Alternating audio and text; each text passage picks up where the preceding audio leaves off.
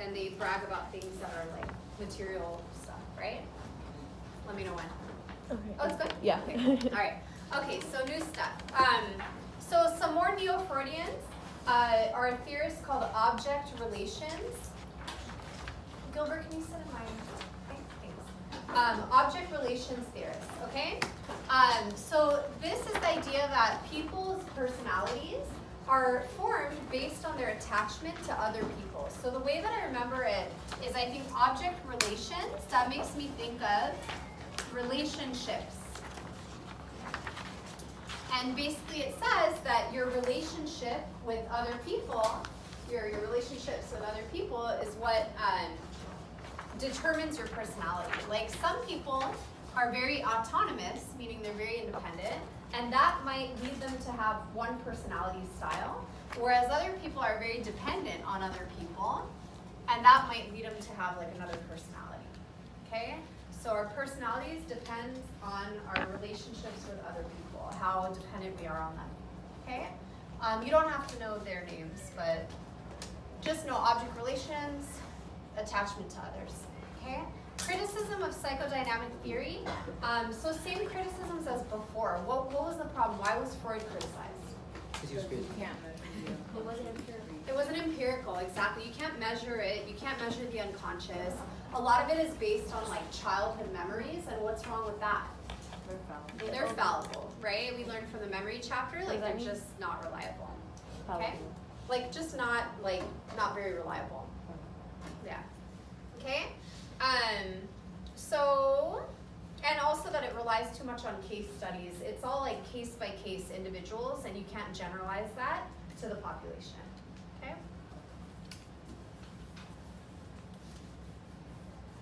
Okay. All right, so now after psychoanalytic, what came? Behaviorist, and we're doing it in the same order. So what's the icon for behaviorism? The I. Okay, and what are some key terms? Learn. Conditioning. Reinforcement. These are all things you guys should be writing down. Reinforcement. Bless you. Empirical. What else? Nurture. Observable.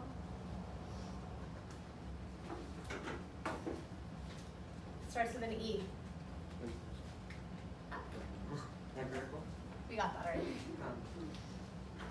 And force. What is that word? Yeah, but it's not the right word. And environment. Oh, yeah. And experience. Good. Excommunication. Wrong class. Okay, good. Experience. Any others? Our behavior is shaped by our consequences. And what do we call behaviorism? What's another name for it? Stimulus.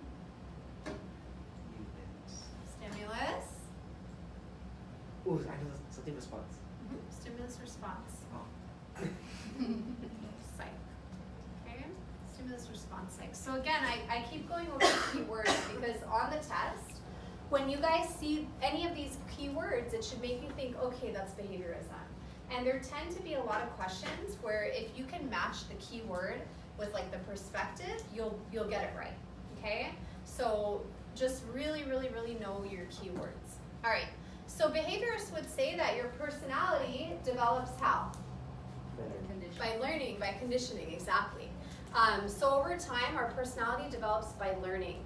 Do you think they would believe that that's it, at age 5 your personality is set? No. No, why? Because you haven't. Because the environment changes. You keep having new experiences, and they believe that your personality is constantly evolving, constantly changing because you keep having different experiences as you get older. So personality is learned. Who came up with behaviorism? Who founded it? John B. Watson. Who are some other famous people? Skinner And Bandura, good. And what about the classical conditioning guy? Pavlov, who wasn't a psychologist, but he's still important. So we're gonna have a new guy named Walter Mischel, and we'll get to him in a bit. So Skinner's ideas, the environment determines behavior. See these terms. People have consistent behavior patterns because they have particular kinds of response tendencies. Operant conditioning will keep doing responses that give us what kind of consequence? Positive. And then what about we'll stop doing things that give us negative consequences.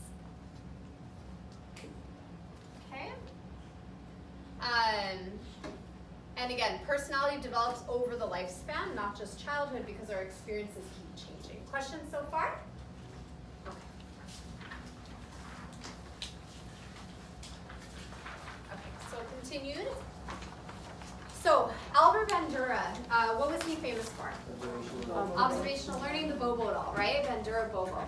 So remember that study where the kids would watch the woman being like aggressive with the Bobo doll, and then you saw the cute little girl like being crazy. Okay? Psycho girl. All right. So observational learning basically says that our behavior is learned by watching others and imitating them, right? Yes, imitating the model. Okay, so the person who we watch is called the model, and then the person watching is called the observer. Remember that? See. Okay.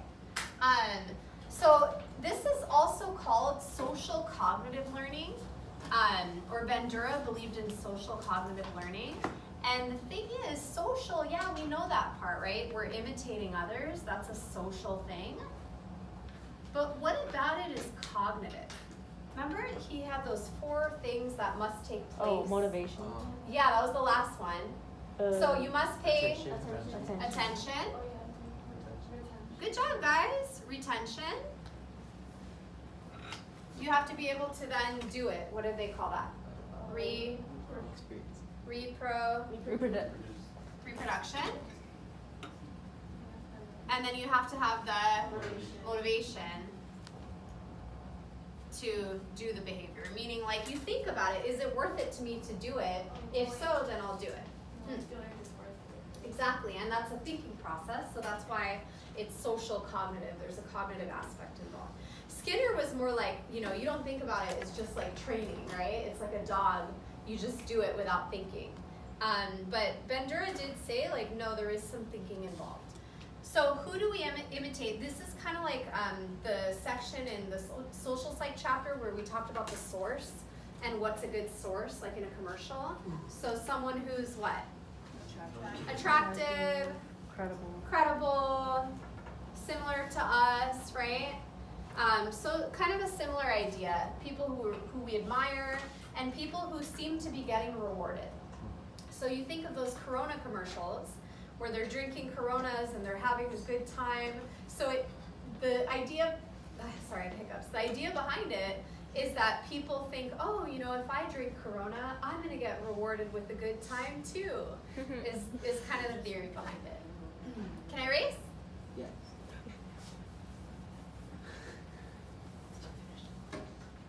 Okay, last guy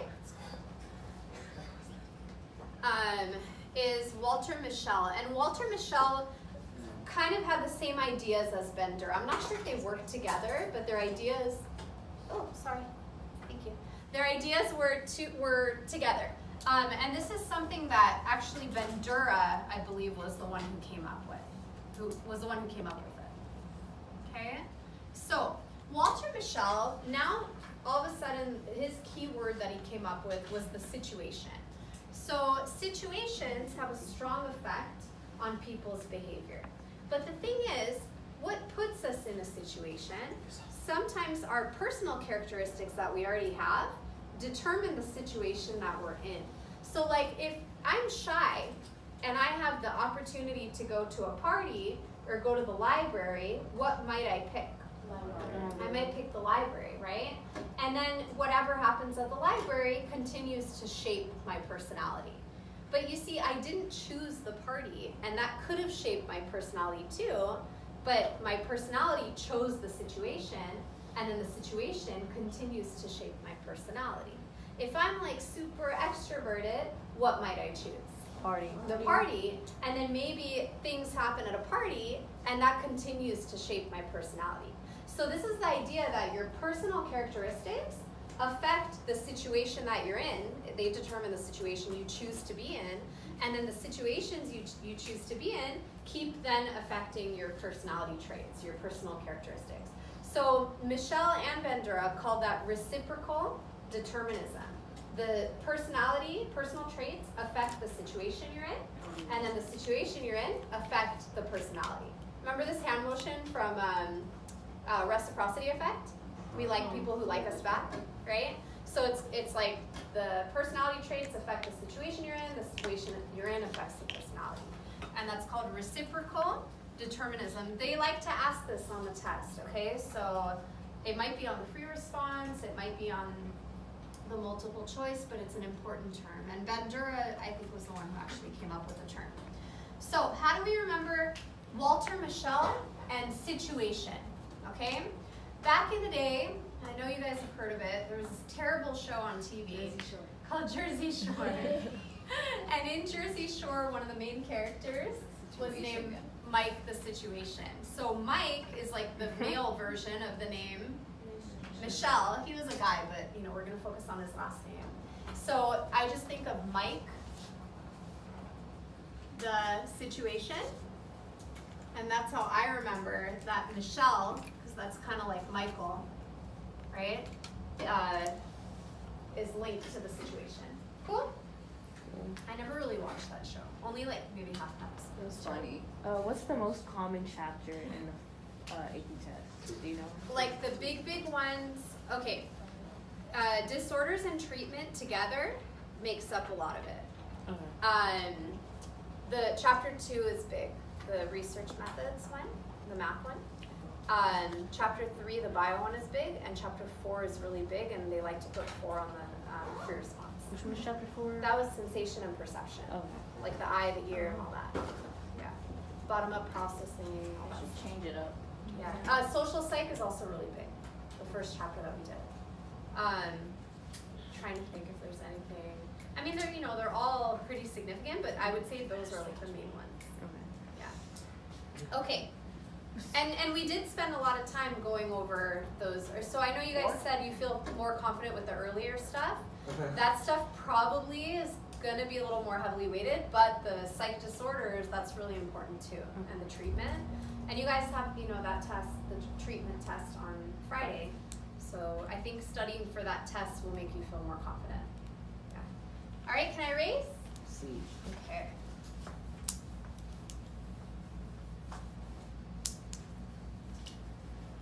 I'm excited for you guys to take the test Saturday. I know you guys are probably rolling your eyes right now, but like I'm actually excited. Not yet. Yeah, I mean, like you'll see outcome. kind of just like the questions are similar to my questions, So the stuff that we've gone over, assuming like you really spend the time in the Barron's book and that you're actually going over the terms and not just doing stuff. You got to do stuff on your own. You should feel pretty confident, and then you'll see where you are, and you'll still have like a week and a half to study, which is a lot of time to really bring it up if you really utilize that time, and you could bring up your score a lot. So to get a 5, you need, I would say 75-80%. To get a 4, you need like probably about 70%, 65 to 70%. And to get a 3, usually like 55 to 60%. So you'll see, what you get, and we're gonna do the free response too, and then there's a little worksheet where you put in your score for the multiple choice and for the free response, and it tells you what score you would get, like right now.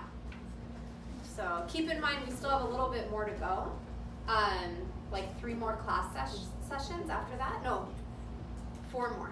Oh my gosh. After that, I know, 4, so after today, no, well, Friday we have the test, and we're going to do a little bit of a new chapter too, and then after this week, we only have 4 more lectures. Yeah.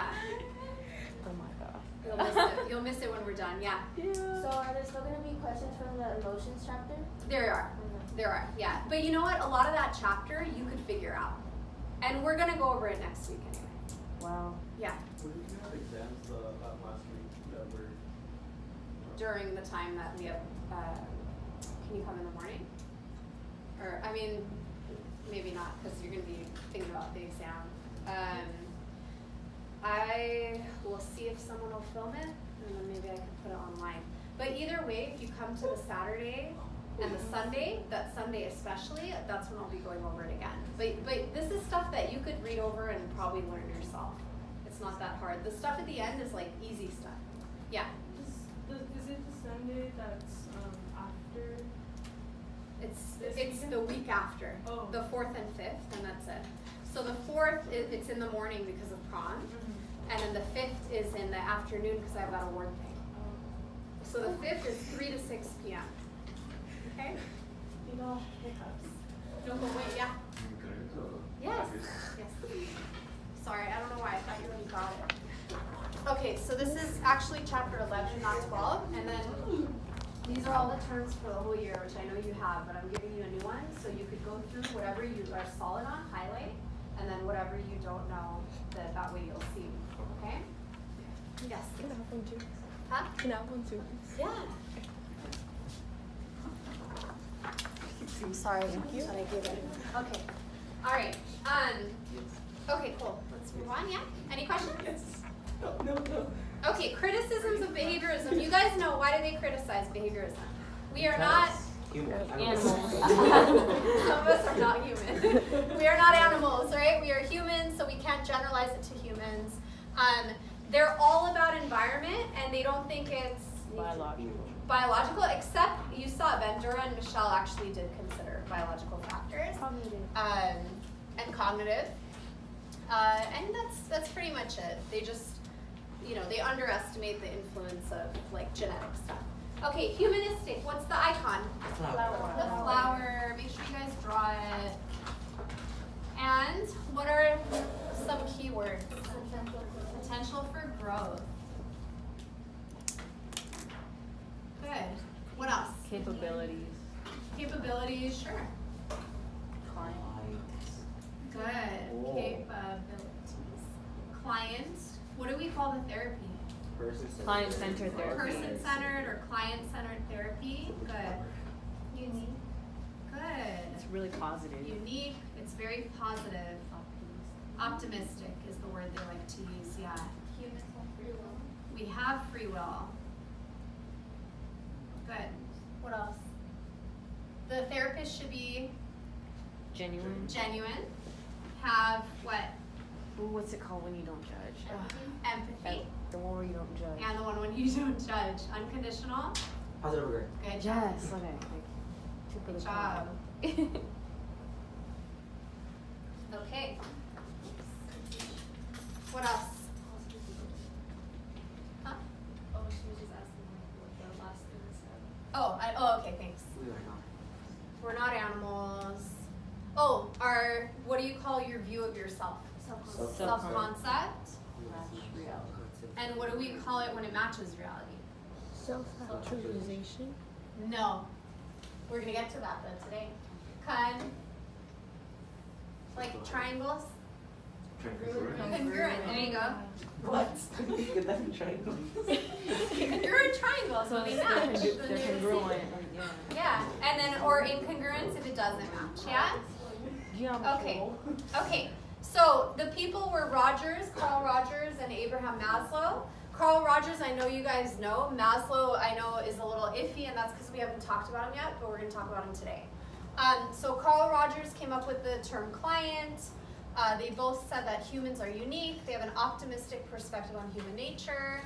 They basically believe everybody is born good. Okay? Humans can think consciously, rationally, and can control biological urges. What part of personality did Freud say this thing?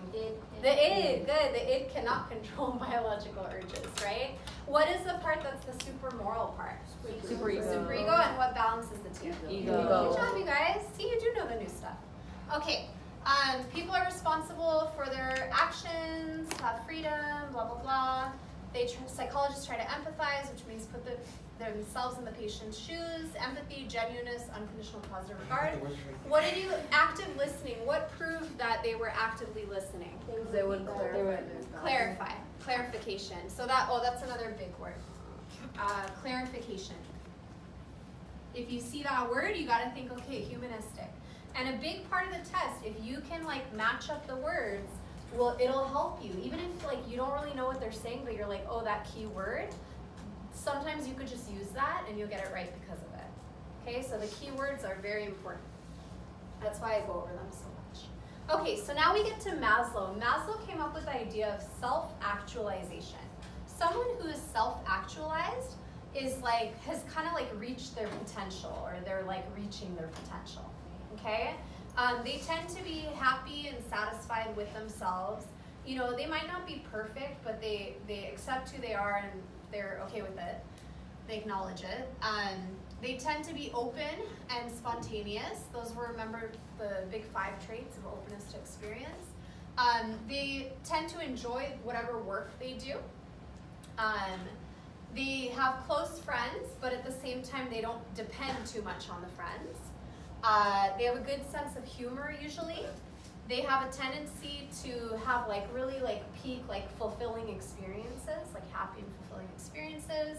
They're balanced, they're independent, and they feel a kinship with the human race. Like they feel like we're all kind of together in our journeys, or whatever you want to call it. So self-actualization would be like the top need. And Maslow came up with this hierarchy of needs where the bottom needs are like your most basic needs, and in order to get to the next need, you have to fulfill the most basic needs, okay?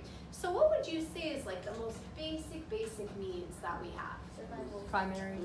Food and Water. food and water, okay? So he called that physiological needs, okay? I'm gonna erase this so I have room. So it's kind of small on your paper, so we're gonna rewrite it so that you can actually see it. So the first need is physiological, and always be, as I'm writing psychological, always be careful not to confuse physiological and psychological when you guys are reading the questions and the answers, okay? Because one is the body and one is more the mind. So, physiological.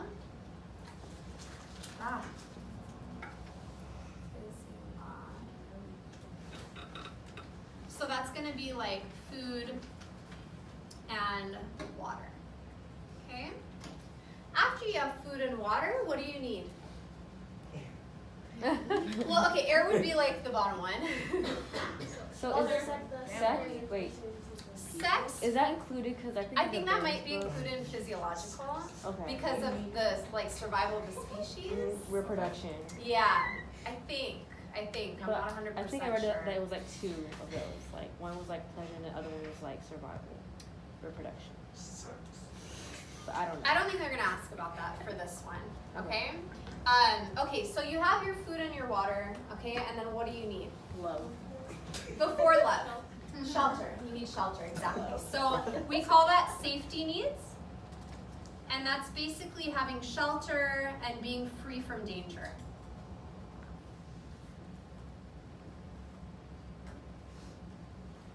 So you guys are gonna have to know all the needs in order and what each one means. And I know that sounds scary, but have no fear.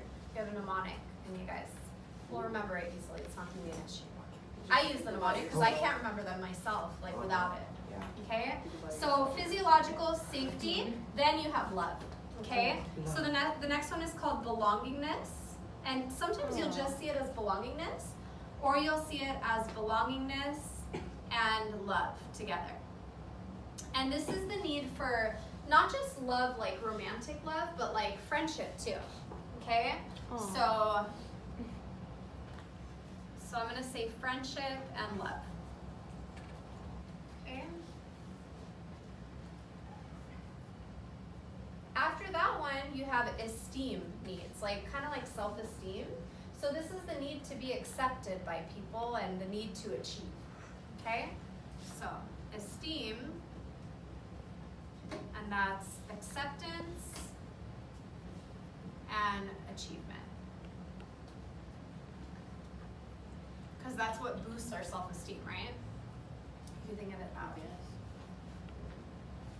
The next one is cognitive needs. And this is the need to know, to gain knowledge.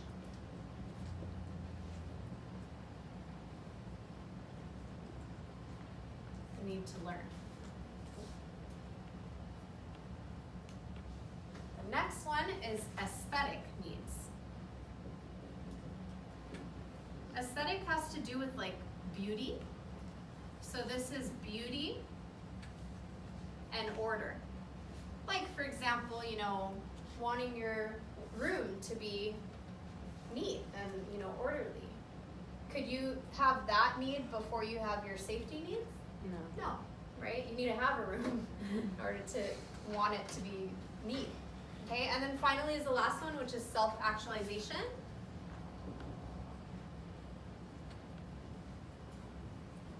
And that one is the need to fulfill your yes.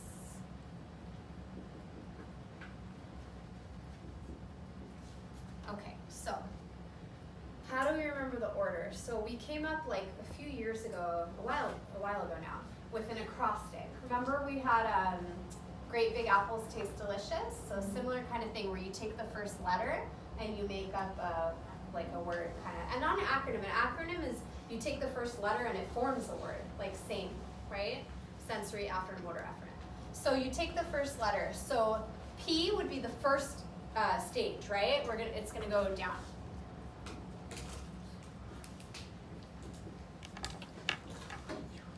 Okay, these were the letters.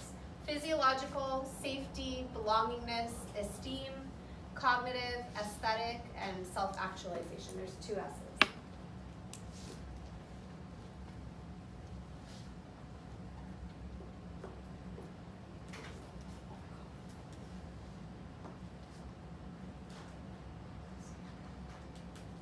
Okay.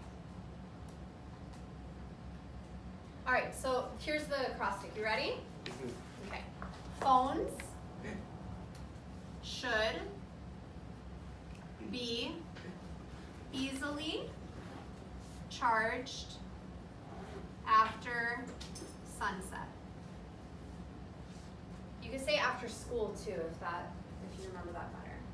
Phones should be easily charged after sunset.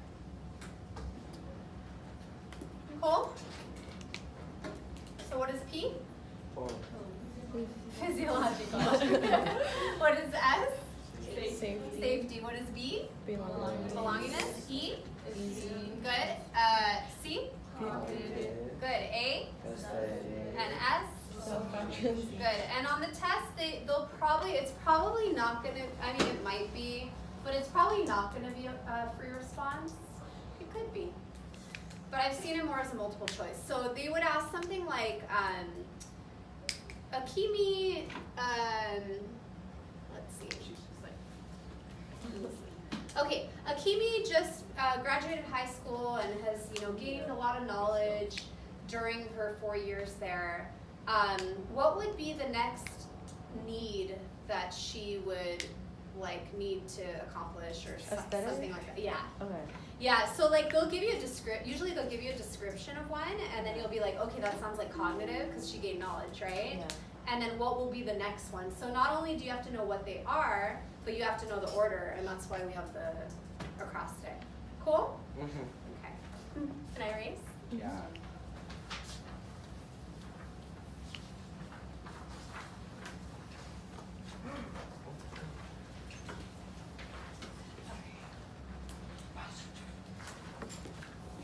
Okay, a little bit more on humanism. Carl Rogers once again. So a lot of this is review. Our self-concept is the way we see ourselves. If it matches reality, it's congruent with reality. If it doesn't, then it's incongruent. Okay. They say that parents will promote incongruence if they give their child conditional love. So what happens is, conditional love is where you only feel loved if you do good things, right? The right thing.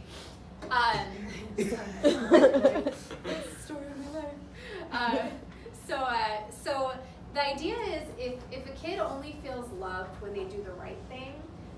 the times where they do the wrong thing and they don't feel loved, they forget about those times. They like block them out. It's a little bit psychoanalytic. Yeah, there's definitely like repression in there. Yeah. So they forget those times, and so they have a skewed vision of themselves because they don't remember all the bad stuff they did. Does that make sense? That's what Carl Rogers said. So that can skew your self-concept because you only remember the good stuff you did, so you don't have an accurate self-concept. Okay? The other thing is, if you, the problem with not matching your self-concept to reality, that in itself can then change, like it can distort your perception of reality. So here's an example where a girl thinks she's very generous, and then she goes out to dinner or lunch with a friend, and she leaves a really poor tip, or she doesn't tip at all. And the friend comments like, oh, why are you so stingy? And she says, oh, well, I tip according to how good the service was. But the reality was the service was good, but she still gave a poor tip. So she's assuming the service was bad when it was actually good because she's trying to protect her self-concept. What would your self-concept be? That she's generous. Oh. Yeah. Like cognitive dissonance? Yeah, it's totally resolution of cognitive dissonance. Yeah. I'm generous. I left a bad tip. Oh, well, the service was bad. That's exactly right. Good job, Miguel. Okay? Clear? I have to say, this year, out of all my years, you guys have such a good grasp of cognitive dissonance. I hope it shows up on the free response. What? I had it in AP seminar, so hopefully. Oh, cool. Nice. Wait, you Oh, had 'cause cognitive your dissonance, thing. or you had like the term? No, like for your report. Okay, cool. So not everybody had it. But it was in the social media though. Oh, that's good. Nice. Okay, criticism of humanistic. Oh, it's too nice. It doesn't account for like evil people. It's really one of the criticisms. Too optimistic. Theories can't easily be tested. That's true. And it's biased toward individualistic values. Remember that the United States is where like almost all the research takes place, so that's not surprising. And the concepts are vague and subjective. So kind of what you've heard of Kimi. So the hierarchy of needs, are they saying that applies to all of us, or are they saying that should They're saying be what it. we try to follow? They're saying it applies to us. So we Yeah. already have that. Like they're saying like that's the order of needs, and some of us are on physiological, some of us are on esteem, some of us are on self-actualized, but wherever we are, the next one, like it goes in that order. Okay. Yeah. What if you have everything but you don't have like friends or something? I know. So, what do you skip? so that would be a criticism too, where some people could be achieving two at the same time. Like it's kind of like the stage theories in development, like Erickson. That's also a criticism. Again, it's Maslow's theory. Like, is it 100% like no? It's just a theory. Yeah. Cool.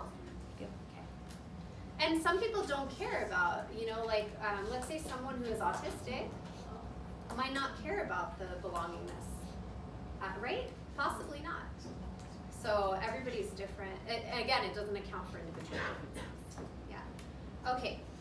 Next one is biological. What's the icon? Body behavior. Body behavior. Good.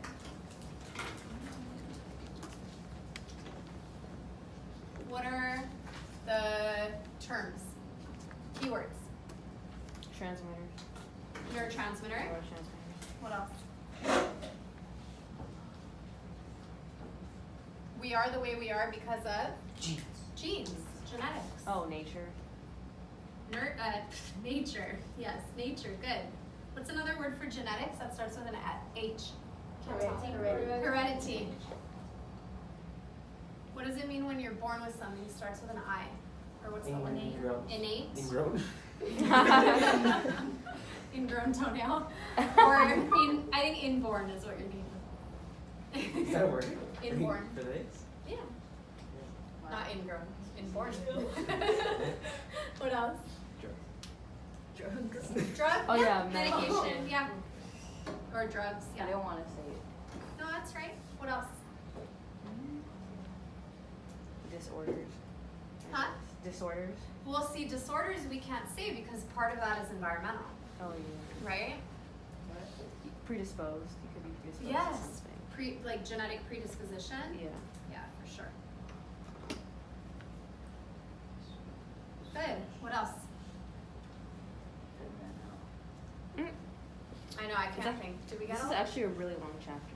That biological one. Yeah, Yeah. chapter So- 3? Yeah, and I can't remember enough. Yeah. All Epigenetics that? in there or not? Okay, so that's a good question. Someone asked that last period too. Epigenetics is a combination. Because yes, you're passing it down, but it's your experiences that are being passed down in a way. So it's both. Ooh. That's literally nature versus. It's nature and nurture combined. It's crazy. Yeah. Okay, I think that's pretty good though. Those are the main things. So the guy who is big on genetics determining personality is a guy named Hans Eysenck. And the way I remember that he has to do with like the biological theory is Eysenck, I think of washing your eye in the sink. Like, remember like in science class, if you get something in it? Like, I mean, hopefully that never happened to you guys, but you know how like you're trained on that you're supposed to wash it out in the sink, right? So washing the eye in the sink should make you think of science class, and science should make you think of bio, so the biological theory. I think it's a good one. You guys don't seem very impressed. It was good. All right. You only have like 4 more days of mnemonics. That's so Stop it. it. Stop it. You're stressed, I know. Me too. Okay, so genetics are the main determinant of personality, but he also said conditioning plays a role too. So he did acknowledge like the behavioral side of it. Let me see. Oh, this is something interesting. He said that genetically, genetics determine your level of physiological like arousal kind of. So people who are introverted, like naturally more introverted, are gonna have like higher heart rates than average during like a given situation. So if they try to be social, guys, and something bad happens, their heart rate is gonna go up a lot more than someone who's naturally extroverted. And so it's like your genetics, again, affecting, your personality, but it's also the situation. But still, just know that Eysenck is the biological guy, okay? Another thing that proves biology, that personality is biological, I always have to keep reminding myself this is about personality, is temperament. So do you guys remember from the development chapter what a temperament is? The baby's personality that they're born with, right? So temperament is an innate personality. Remember you have like easy, slow to warm up, difficult, okay? So if you're born with a personality, that suggests genetics, right? They also found that certain babies have different levels of reactivity and soothability. Reactivity is how easily you can get the baby to react to you, to get excited. Like if you smile and the baby's just like, whatever, then they have low reactivity. If you smile and the baby smiles, they have high reactivity. What do you think soothability is? How easily you can calm them down, exactly. Okay? So babies that have high soothability, I mean, it's a lot easier. They're going to be the easier babies, right? Babies that have low soothability, they can cry and cry, and you might have trouble calming them down. Okay? I'm like, Essien and Willow were so good with that. I'm like, I hope the third one doesn't like terrorize. Because I heard my husband was a difficult baby. And I was like an easy one, and so the first 2 were easy. Like, what if the third one's like him? Then we're in trouble. All right, so I'll send him I'll be like, takes after you. Calm him down. All right, or her. All right, temperaments remain fairly stable over time, but they could also be modified by environmental factors. Heritability is the percentage of like how genetic something is.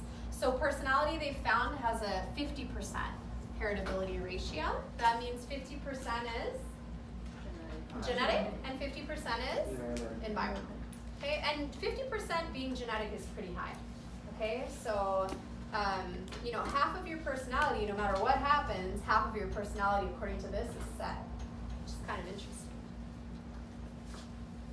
How do they find out these ratios? Twin studies. Twin studies, especially raised apart. Okay. Because if they're raised together, you have the confounding variable. The same effect. environment. Exactly. They could be twins, or it could just be family studies. It could be like how similar an adopted kid is to their biological parent versus their adoptive parent. All those things can help determine that. Okay, other personality influences. Your family environment doesn't affect personality as much as you would think. And that's because even within your family, your parents might say like they treat you the same, you and your siblings, but that's usually not the case. And also, you know, your birth order, like whether you're the oldest or the youngest or the middle, makes a difference. Not just in the way your parents treat you, but in the way the kids relate to each other. Like my son, who's older than my daughter, he'll like correct her and be like a little parent boss, you know? And she doesn't do that to him because she's like 2.5 years younger. So, you know, it's different. Okay. Gender can also play a role. I mean, you guys know this. Like in a lot of families, girls are treated a little bit differently than boys. That's definitely my experience. So, yeah. Okay, environmental influences, your peers affect your personality too. And just different situations that you encounter. And then finally, evolution. Certain traits have helped us to survive. Okay, or have helped the species survive. Like, for example, jealousy. And I know we talked about that in the very first chapter we did in social psych.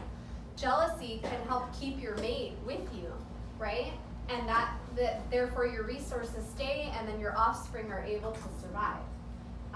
So that's why that trait, even though it's not really the nicest trait, but it's been passed down, you know, for a reason. Cool? Okay. All right. Is that when animals fight? Like to mate? No, Oh. that's different. That's just trying to stand out. But they just move on, or they die right after.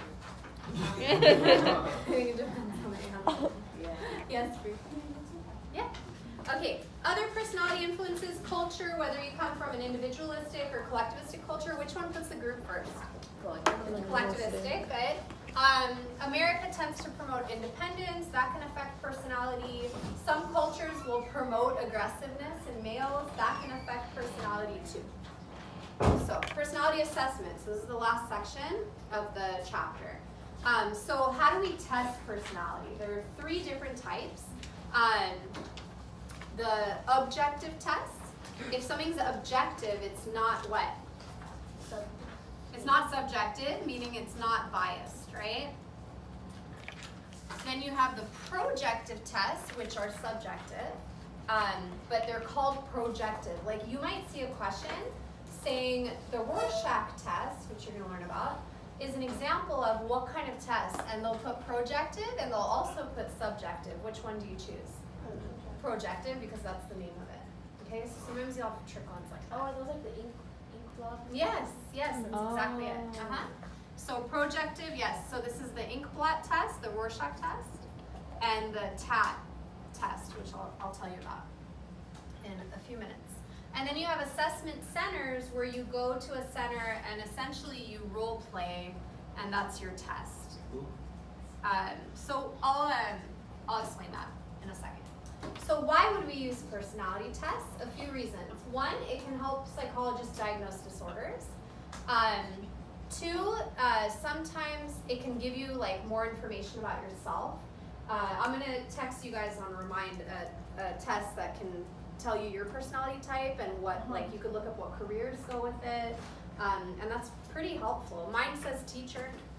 You know, it's kind of cool. And like my personality was like spot on. Like you'll read it and you'll be like, whoa, you know.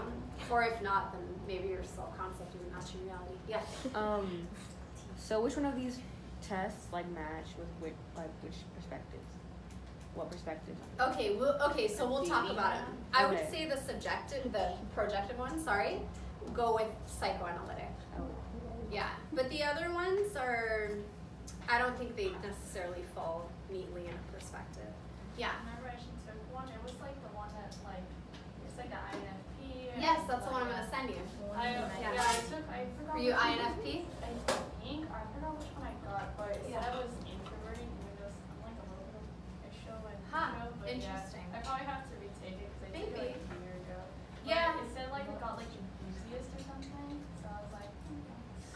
take BuzzFeed quizzes.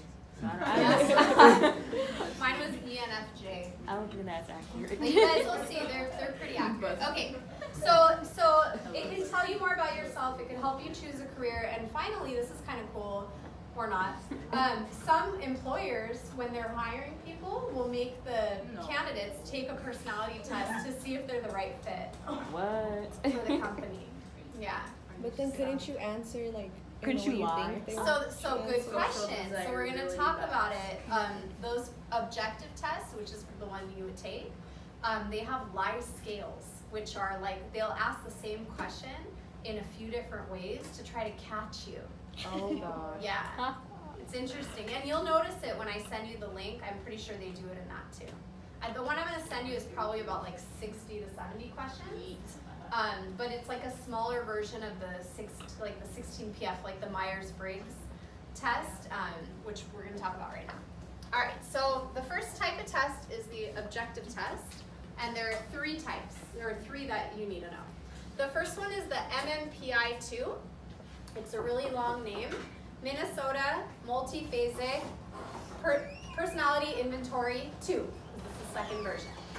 So the way I remember this one is it has a long name and it's a really long test. There's 567 questions. And they're basically true-false. True-false or cannot say. So you could say long name, long test. And that, they mainly use that to like help diagnose disorders. They look at patterns in responses and so on. The next test, that's all you need to know about it. The next test is the 16 PF. Where did you see 16 and factor before? Huh? Raymond. Cattell. Remember 16 cats? Oh yeah.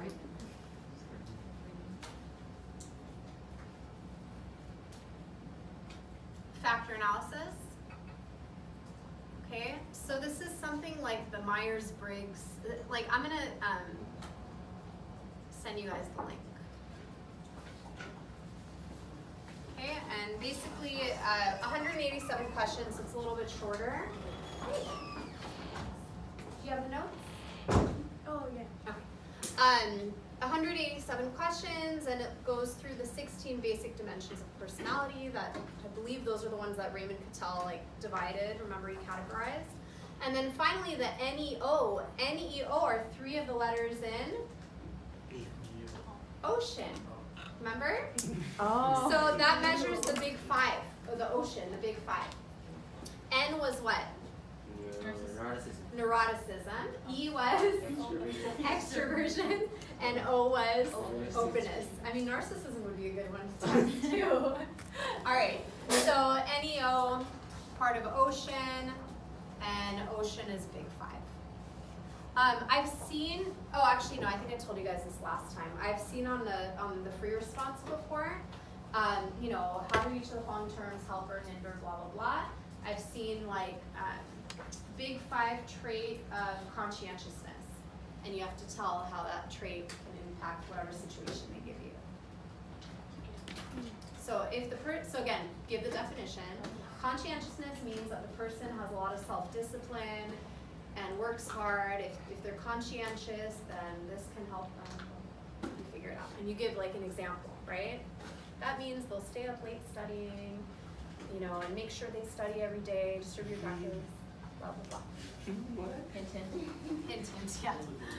3 weeks, guys, 3 weeks. 2. 2 weeks. What Two. I keep saying 3. 2 weeks. 2 weeks in a day. Yeah. 2 weeks. Okay. So advantages and disadvantages of the objective test. The advantages, it's easy to score.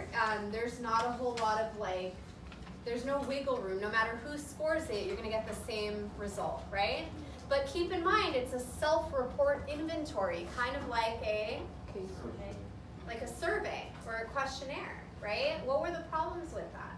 So you can Social desirability bias. They answer in a way that people want them to answer. What else? Response set. They just put whatever. And people lie. Deception, right? Distortion of self-report. And they do have those lie scales that I mentioned. But still, you know, it's a problem when people lie because they're not going to get an accurate result. And they can also sometimes, based on the questions, figure out like what it is, you know, that they're looking for and stuff like that. So that's a problem. The other test is a projective test. And as I said, these are more subjective. And it's based on something called the projective hypothesis, where if you're given an ambiguous, which means unclear, stimulus, then like the way you interpret it, or the way you talk about that stimulus, the way you interpret it, tells something about your unconscious, about your feelings, your motivations, and stuff like that. So there are two. The first one, Is it really called Inkbot? yeah, That's easy. well, but they won't put ink blot on the test. Never mind. They'll put Rorschach test because that makes it too easy. Yeah. So the Rorschach test or the Rorschach ink blot test is like, remember in kindergarten you would make those things where you would splatter paint on a paper and then you push it together, like butterfly it? And then it creates like a symmetrical picture. So Like what you see. yeah, so the psychologist will show you 10 different ink blots, kind of like this one, and you just tell them what you see. And then based on what you see and where, like if you're focusing on the bottom or the middle or the top, they have like a scale sheet or a book that they can then say, oh, well, this means this and that. Okay? Who do you picture doing a test like that? Freud, right? Like psychoanalytic psychologists, okay? So because it's very kind of like, oh, yeah, I mean, like, is this going to be reliable or valid? We don't know, you know? So psychologists use complex scoring systems to interpret it. It gives psychologists information about the person's personality traits and the situational stresses that he might be experiencing. Okay, what do you guys see when you look at that? Panda with a mustache. I see a It looks brain. like a monster. A what? A brain. A brain? See anything. What the heck? It's like a monster. I see Panda with a feet, like mustache. duck feet, and then like a pelvis, and then mittens and a flower. Oh. Yeah. But all together. Oh. See, now I see it. No, Now it's you like see it. it's a brain. Like a panda with a mustache. Like with Yeah. super large ventricles. One time I had a student take, like they have these online, and they're like, you said I'm like psychopathic. I'm like, I think you're okay. Okay, so that's the Rorschach test. The other test is the TAT test, and it stands for Thematic Apperception Test. But if you know TAT, you're okay. So this is how this one works. They'll show you a picture, like a realistic drawing, and then you just have to tell a story about it. And based on your story, they're gonna figure out what your motives are, you know, what motivates you and stuff like that. So for example, there's a picture that I'll show you during the motivation chapter. It's a picture of a man who's like sitting at a desk and he has like almost like architectural plans in front of him. He's got a picture of his family to one side and then a lamp which suggests that it's nighttime also near him. And I don't know, there were a couple other things in the picture. So you might have one person who says, oh, you know, the guy is working really hard on this project for work, and if he does really well, he might get a promotion and blah, blah, blah. Bless you. Thank you. You might have another person that says the guy is just trying to finish his work so that he can get home to his family because he hasn't been spending enough time with them and blah, blah, blah. So you see how a psychologist could be like, oh, well, the first person is really motivated by achievement and stuff like that. The other person is more motivated by belongingness and love at this time. So like the first person would have high achievement needs. The second person would have high affiliation.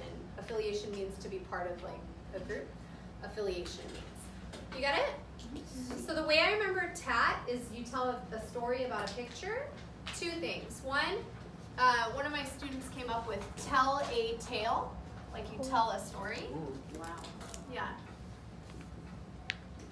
And then the one I came up with is a tattoo always has a story behind it, right? These mnemonics are so great. I mean, I think the tattoo one, tell a tale is really good too. Whatever works for you. You could copy the one that you feel is better. that you'll remember better. Oh my God. Okay? All right. Advantages and disadvantages of projective, and they'll show multiple pictures, not just one. So what's the advantage of that test? Can they like figure something out and no? Can they lie? Not really. I mean, it's not one of those tests. But what's the disadvantage? Well, it's like, do we know for sure that it says anything about them? No. Is there any way to prove it? No. So it's got low reliability. What was reliability again? Starts with R. When you can repeat it and get the same result or every similar time. results. Okay, and what was validity? How accurate? How accurate, right? Yeah, like it's done. It's that, Yeah, where it's measuring what it's supposed to measure, right? Because you check off you did everything right. Remember chapter 2? Yep. Important chapter, okay? So, it's low on reliability and validity. Questions? You ready for the last slide of this chapter? I just flipped the page. I'm like, This. Last slide. Huh? Too fast? But we have to. we have 82 note cards for it. We have to. Okay. Assessment centers. I mentioned this before. These are Oh, there's a glare on the bottom. Oh, I'm sorry. I thought you were trying to move on the board. Okay. So these are places that people go where, like, let's say you're applying for a managerial position. You're applying to be a manager somewhere. You go to this center, and there are actors who play the role of like the employees, and then you have to pretend to be the manager, and they'll give you like some conflict or scenario, and they'll see how you respond to it. So like it's all role play, but that way they see like what you would do. So you could have an interview where you would say what you would do, or you could have this where you would actually show it, which is a little bit better. Yeah, you could fake it, I suppose, but it's a little easier to call someone on it than like during an interview. You can't always believe what they say, right? So that's the advantage, is it's a little bit more like realistic and accurate. The disadvantage though is all those actors, you gotta pay them, the thing takes time, so time and money are the disadvantage. And that's it, that's the chapter, okay? Think about what would you do with that show? Oh yeah. Oh. Yeah.